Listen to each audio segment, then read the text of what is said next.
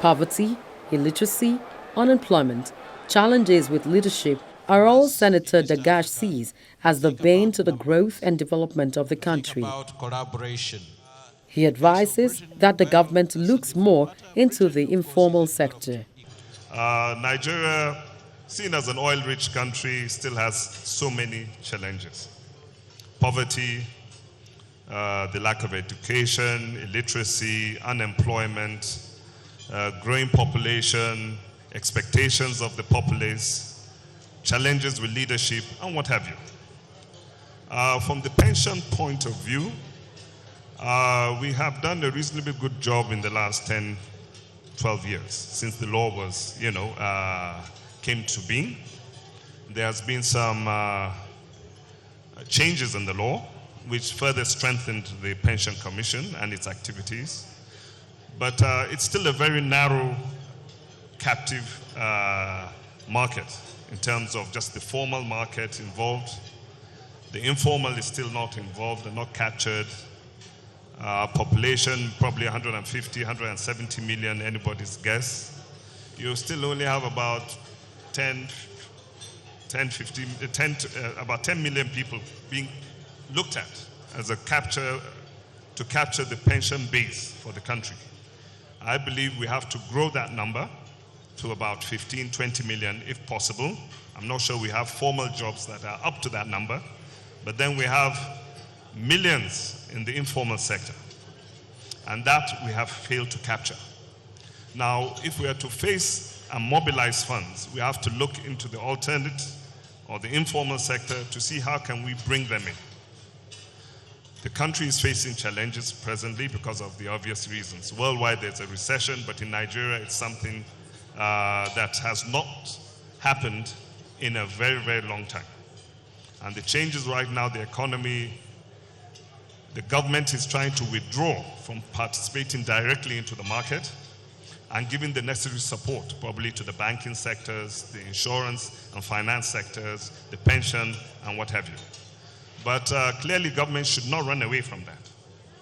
Some of these funds that have all been sterilized or arrested in the banks should be released back into the banking system. I, for one, would have said there's what they call the TSA here, the single treasury account. To me, it's a short-term strategy. 3 months, 6 months after, the monies should have been released back into the banking system. And that's one major problem we're having. And this is triggering off closure of factories, unemployment, letting off staff, and the multiplier is something that government can't even begin to imagine the effects. And you coming into Nigeria in the last few days, you would have noticed a subdued environment. Now, what we feel that is necessary, the pensions are a standard. People get to work, 30, 35 years of their lives, they retire, and there's something they're going to fall back into. Certain mechanisms in the law allows you to, even if when you're on, been laid off, or when you don't have work, you have access to some of the savings from your accounts. And that is good and should be encouraged. But what we see here is that government should be bold enough to be more flexible in its approach to its public financial management.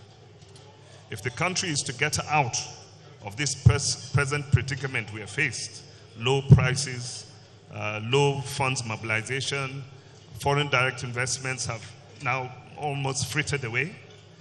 There's so much surge and need for the dollars that don't exist. Factories can't import raw materials. Contractors can't pay staff, external expatriate staff. Supplies are not happening. People cannot remit money.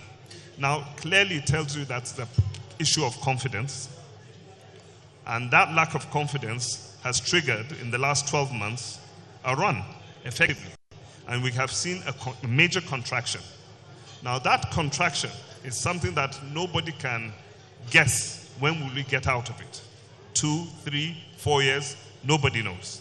But then it avails us an opportunity that we have to now look inward and start changing our views and our ideas of governance. With the slump in oil price globally, Nigeria has been grappling with the challenge of funds and depleted treasury. Senator Dagash says it is very clear now that the government cannot face the challenge of a new salary scale with so much financial hurdle to cross. Unfortunately, the policies are not being put to test. I always said that when you're testing a public policy, 3 E's: economy, efficiency, effectiveness. It's a template. Once you know your policies are not meeting, then you should be able to review. The present contraction of the economy is a very big challenge to the leadership of the country, and they have to face it squarely because of our expectations, our aspirations as a nation, and I believe mobilizing funds, dormant funds, sterile funds is a key. And the pension setup is one element because I have confidence in the pension system in Nigeria for today.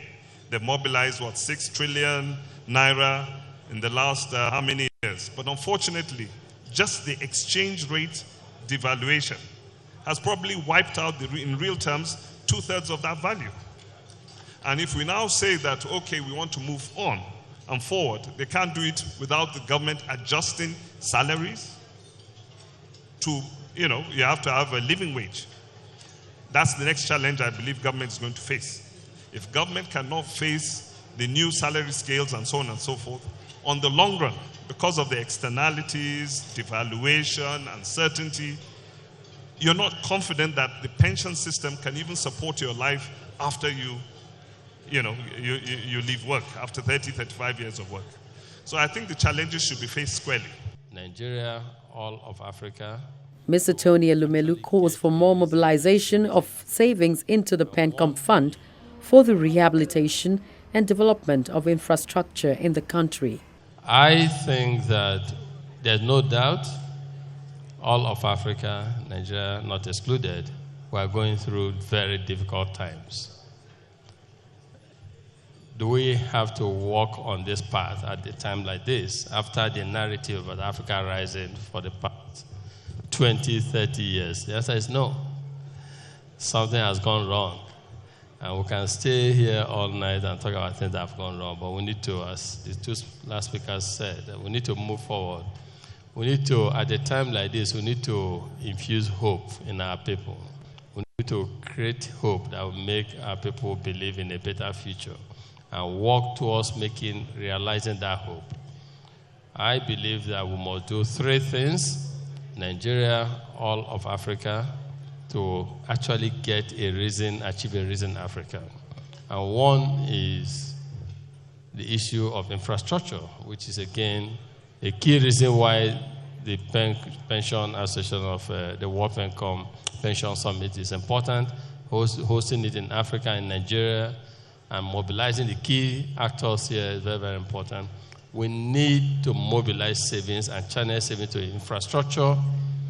If we fix power, if we improve access to electricity, it will help us to realize what you talked about, the potential of our people. Nigerians and Africans are extremely entrepreneurial. For instance, the Tony Elumelu Foundation in an entrepreneurship initiative we launched, we decided to support 1,000 Africans every year, 10,000 Africans, and give them $10 million every year. First year, 2015, we got applications from 20,000 Africans. It was very difficult for us to decide. We worked with a firm of Accenture to help us select the best 1,000. It was very difficult for us to choose the best 1,000 because they were all great. Second year, 2016, we got about 45,000 applications. No, 65,000 applications. Again, to just 1,000. All great ideas. And how much? Just $10,000 support. So what this tells me, and information to share with the world. And as you rightly said, we do have people who are extremely innovative, entrepreneurial, energetic, who want to succeed. But you cannot succeed where access to electricity is a mirage, where you cannot have it.